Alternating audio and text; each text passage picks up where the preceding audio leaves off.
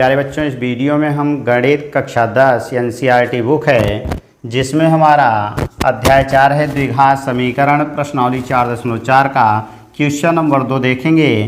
करा निम्न प्रत्येक द्विघात समीकरण में के का मान ज्ञात कीजिए।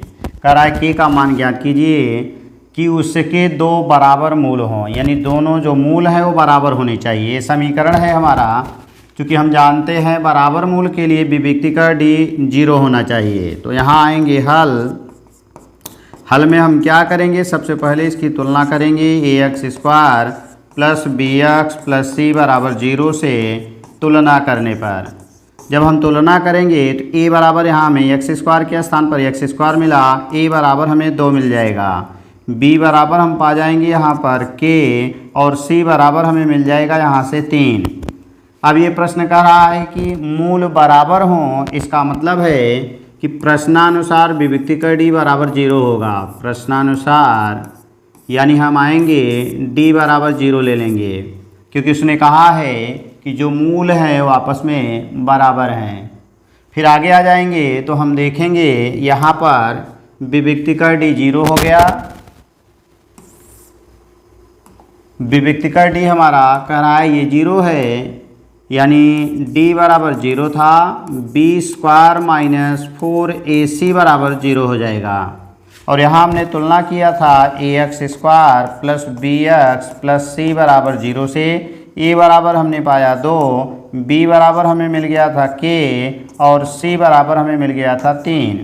अब यहाँ मान रखेंगे तो b का मान k है, तो यहाँ k रखेंगे, k का स्क्वायर होगा -4 होगा, a का मान 2 मिलेगा और c का मान हम 3 पा जाएंगे, बराबर 0 रहेगा।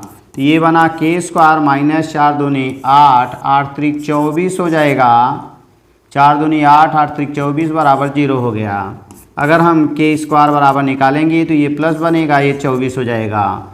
अब इसको हम 4 छंग 24 लिख सकते हैं, तो k बराबर 4 का वर्गमूल हमारा 2 बन जाएगा और ये कैंडी के अंदर 6 हो जाएगा। तो हमारा चूँकि वर्गमूल प्लस माइनस दोनों होता है, तो हमारा आंसर बना k बराबर प्लस माइनस 2 कैंडी में 6 और यही हमारा आंसर हो गया।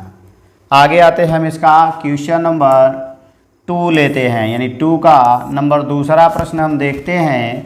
तो नंबर 2 में क्या दिया है हमारा, kx माइनस यानी kx ब्रैकेट में x माइनस 2 प्लस 6 बराबर 0 दिया गया है।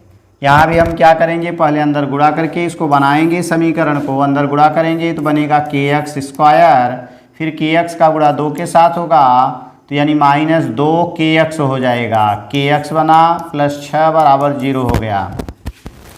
आगे आएंगे, इसकी तुलना करेंगे, कि तुलना ax² plus bx plus c बराबर 0 से करने पर। जब हम तुलना करेंगे प्यारे बच्चों, तो यहाँ x² के स्थान पर x² है, a बराबर हमें मिल जाएगा k।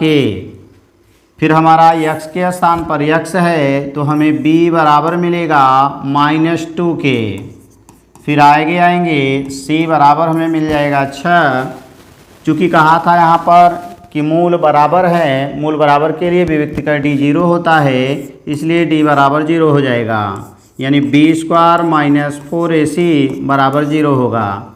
b का मान रखेंगे -2k² होगा, -4, a का मान k हो जाएगा और c का मान 6 मिल जाएगा, बराबर 0 बन जाएगा। 2 दूनी 4, k² बनेगा, 4 छंग यानी बन गया यहाँ पर 24k, ये बराबर 0 हो गया। अब हमारा काम है यहाँ पर कुछ कॉमन ले लेंगे, तो 4k कॉमन होगा, तो यहाँ बचेगा k माइनस 4 का भाग दे देंगे, 6 आएगा, ये बराबर 0 हो गया। क्योंकि हमने k कॉमन ले लिया था, पहला 0 करेंगे तो यहाँ आ जाएंगे कि यदि पहला मीन्स 4k बराबर 0, तो k बराबर निकालेंगे तो 0, 4 का गुणा है, भाग हो जाएगा, 0 आ जाएगा, तो k बराबर 1, 0 मिल गया। दूसरा 0 करेंगे, यानी पुनः यदि बना k माइनस 6 बराबर 0, तो माइनस से प्लस हो जाएगा, k बराबर 6 मिल जाएगा। तो हमारा आंसर क्या मिला, k बराबर 1 6 मिला, दूसरा आंसर हमारा 0 मिल गया, यही हमारा आंसर हो जाएगा।